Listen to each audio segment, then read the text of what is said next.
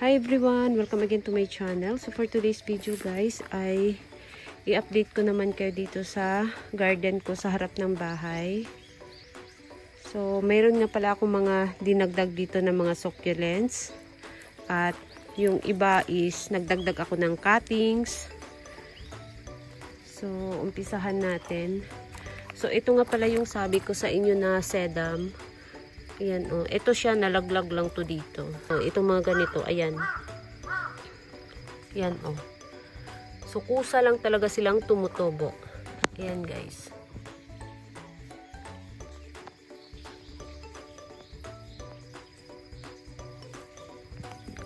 So, ganito yung hitsura nila kapag malamig na yung panahon. Tapos, nagpipink pa to.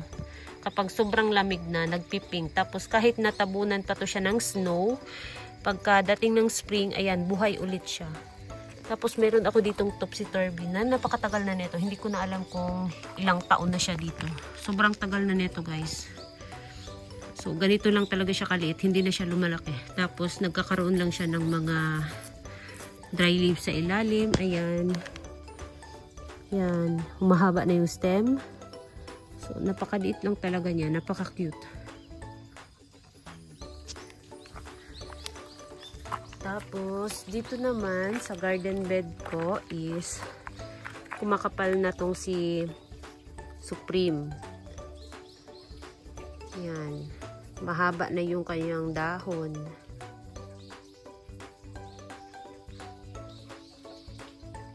Tapos, ito hindi ko alam kung anong pangalan nito na sedum. Tinusok ko lang to siya dito. Napakaliit pa. Ngayon, ang haba na ng stem. Ang chubby pa. Tapos, si Purple Delight, parang ganun pa rin yung rosette niya. Hindi pa rin sobrang laki. Maliit pa rin siya. Kaya lang, ano na, yung stem. Mahaba na rin yung stem. Yan. So, hindi ko na pinutol. Hinayaan ko lang. So, okay lang na ganito siya kaliit. Naging compact siya. Kasi, kapag taglamig na, mas lalong sumisikip kapag ano siya, malaki siya. So, okay na to, na ganito lang siya kaliit. Ganito lang kalaki yung ano niya, rosette niya. And then, ito naman siya, ito, todo laki naman to siya. Ayan, oh. Ayan, umabot na dito sa gilid, sa kahoy yung ano niya. Ayan. Malaki na siya, guys. Pati ito. Ayan. Tapos, ito yung mother plant na nagkaroon ng stem rot.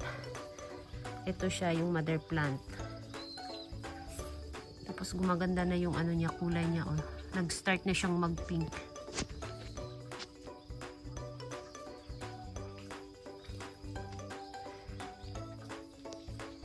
Tapos, ito tinusok ko na ano, pink frill. Yan. And si ano naman, si Little Beauty, ayan, pumupula na talaga yung dahon niya sa gilid. Ayan, oh.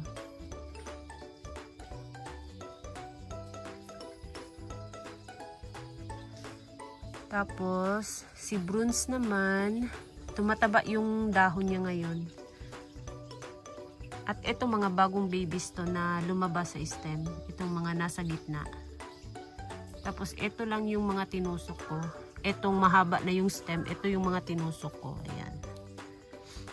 So, tumataba na yung ano niya, dahon niya ngayon.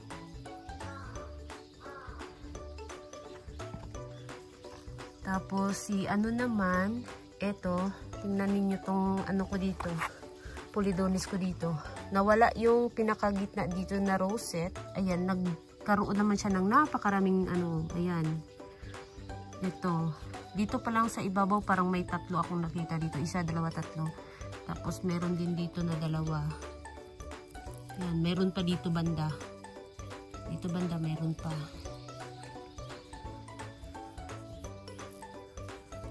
Ayan. So, ganyan yung mangyari. Ang dami yung babies na pumalit. Tapos, ang madiba naman, unti-unti na siyang lumalaki. Kahit may mga damage siya sa dahon, ayan, unti-unti na siyang lumalaki ngayon. Tapos, matigas. Ayan, matigas yung dahon niya. Tapos si Ruby Tent. Nag-cuttings na nga pala ako dito. Ayan oh. Pinutol ko na. Ito yung pinutol ko nandito. So ito ika-cuttings ko na naman to ulit. Ngayon na. Putulin na natin. Tapos itusok natin dito. Yan. Tapos, yan. Tapos itong dahon, pwede mo lang pabayaan dito.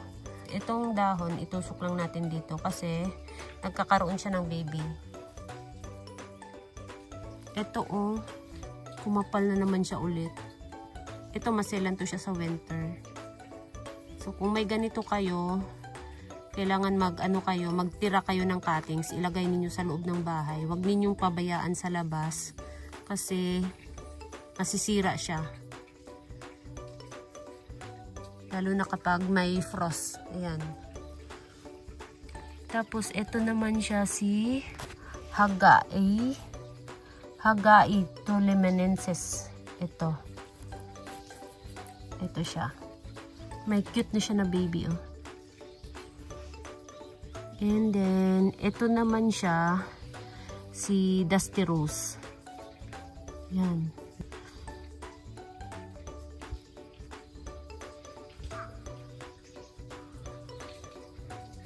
And then, yung na-damage na Peach Boy, nilagay ko lang dito. Tapos, naglagay ako dito ng Snow Bunny. Yan. So, medyo maliit pa sila, pero kapag ano na sila, maging stable na sila, biglang lakihan to. Ayan, kaya magsikipan ulit sila dyan kapag lumaki na. Tapos, ito naman siya si Marcos. Ayan, gumanda na yung dahon. Oh. Maganda na yung kulay niya sa dahon. Nagpipink na siya sa gilid.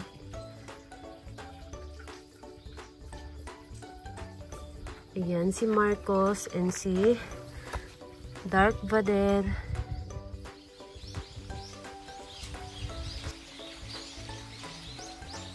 Unti nang gumaganda yung dahon niya. Makinis na yung bagong dahon niya ngayon. And then, si Mira. Pati si Mira, nag-start na siyang maging orange.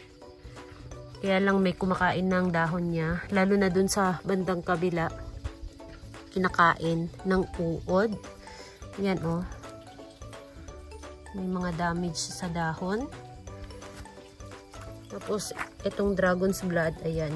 Kalbo na yung Dragon's Blood, pero mayroon siya mga bagong suloy sa stem.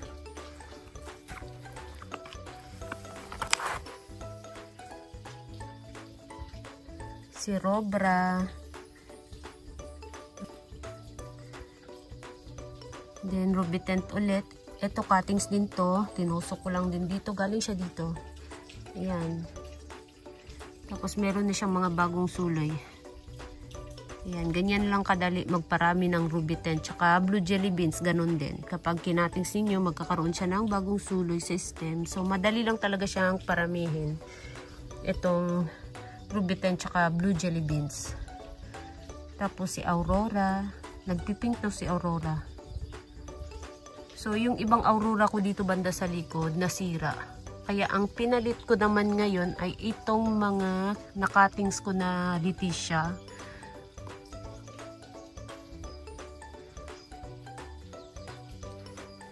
Tapos naglagay ako dito ng mga cuttings na Early Sunshine. May kumain din sa dahon nila. Pero nakuha ko na yung kumain ng dahon nila. Wala na, nag-goodbye na siya sa earth. Kasi nakita kong kinakain niya yung dahon ng Early Sunshine ko. Ayun. And then si Apus. Ayan, gumaganda na yung kulay ni Apus ngayon. Nag-start na silang kumulay ngayon kasi malamig na yung panahon.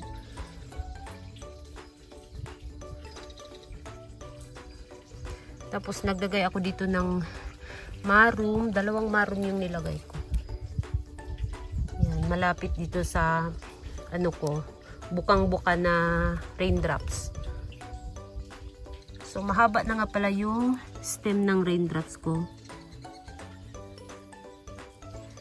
So, kapag kinatings to siya, ayan, magkakaroon siya ng baby, mag-produce siya ng baby sa stem. Pero hindi ko na siya i-cuttings, hayaan ko lang siyang, tumaas yung stem. Gusto kong subukan mataas yung stem niya. Kung hanggang saan kaya niyang, ano ba yun? Pataasin yung stem niya. Pero parang mayroon siya mga, mga maliit na pimple. Hindi pa masyadong kita. So, sana mabuo yung baby.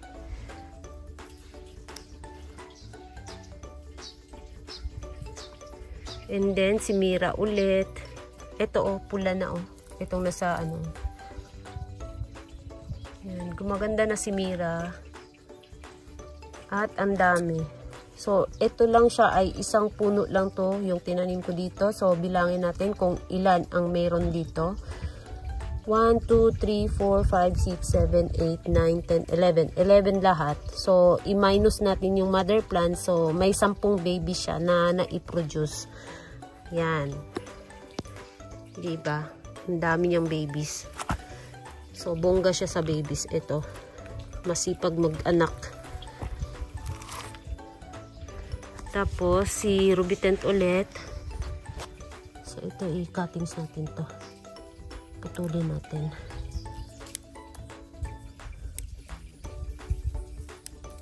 Yan. Tapos, dito lang din. Yan.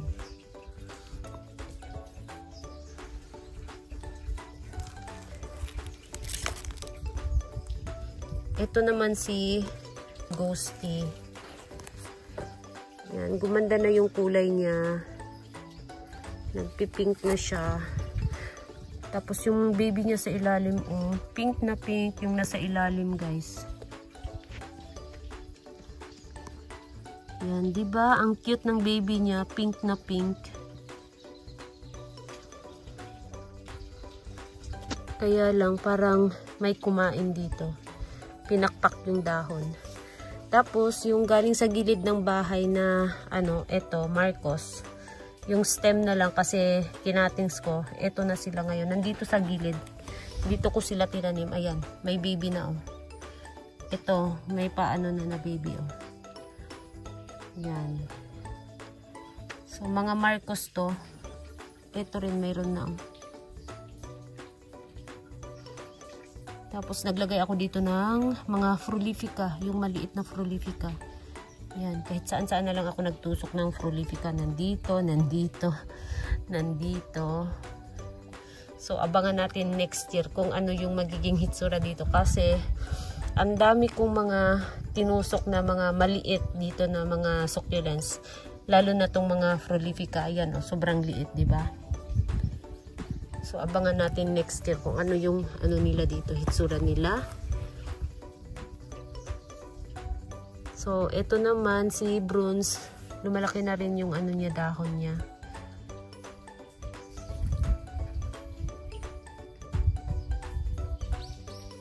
Si Funfair. Ayan, si Funfair. Tapos, ito naman may kumain. Yan, kinain din yung rosette niya sa gitna. So, nag-produce siya ng bagong rosette ngayon sa gitna. Ayan. Ewan ko kung may baby ba siya. Parang wala pa siyang baby system. Maliban dito sa unang lumabas na dati pa meron na talaga.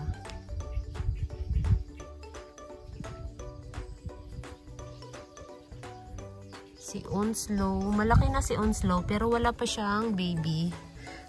Ang Onslow kasi mabilis lang siya magkaroon ng baby. Pero ito parang wala pa. Napakatigas din ng niya. Ng dahon niya. Ito rin may kumain din, Ayan, si Ronyoni ay kinain din. Si, Christmas Eve.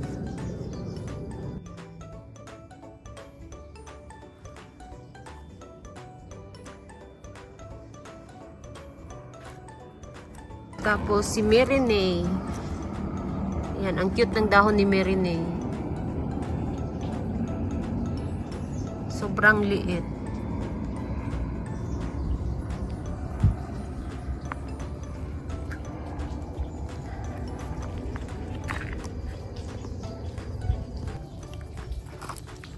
So, ayan guys, yung garden bed ko dito sa harap ng bahay.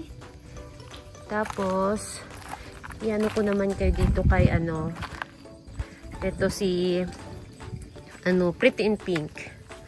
Yan, diba? Ang ganda na ni Pretty in Pink. So, sa ngayon, rain or shine nga pala siya. Nandito lang siya kahit umuulan. Ayan, hindi pa natuyo yung lupa niya. So, nandito lang siya lagi. So, ayan si Pretty in Pink. Tapos, yung ghost plant ko naman, nandito siya. Ayan, dito ko muna siya nilagay. Nilipat ko muna siya dito, malapit sa patungan. Ayan. So, kinatings ko nga pala to nung mga bandang April yata. Tapos, ganito na siya. Ayan. Kinalbo ko to siya nung spring. Ngayong autumn, ganito na yung hitsura. Ayan. Yung mga babies, malaki na. So, hindi na siya kalbo tingnan ngayon. Ganyan guys. Makapal na siya. So, rain or shine din pala to. So, sa sobrang tagal na ng lupa, kung nakita ninyo, ayan ayan, nag-green na yung lupa.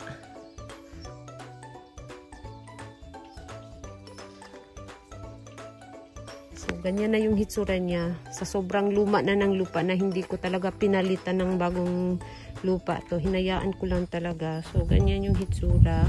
Lalo na dito banda kasi mas maraming babies dito na lumabas. Ayan. Mas makapal dito banda tingnan.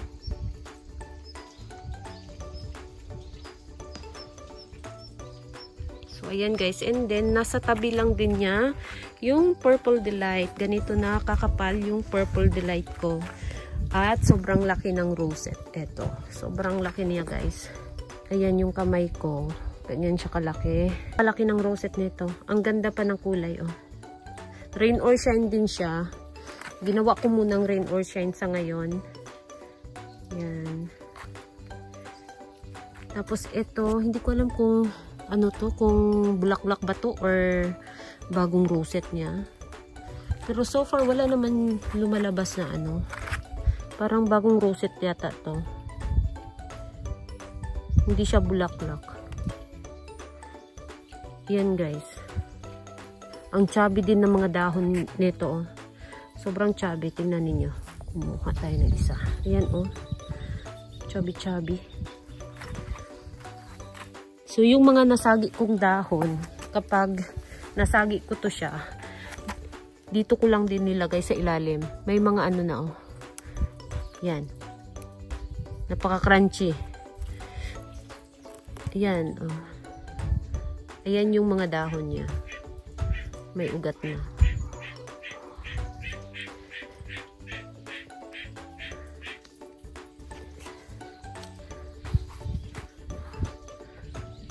Ayan guys, yung Purple Delight ko na napaka chubby.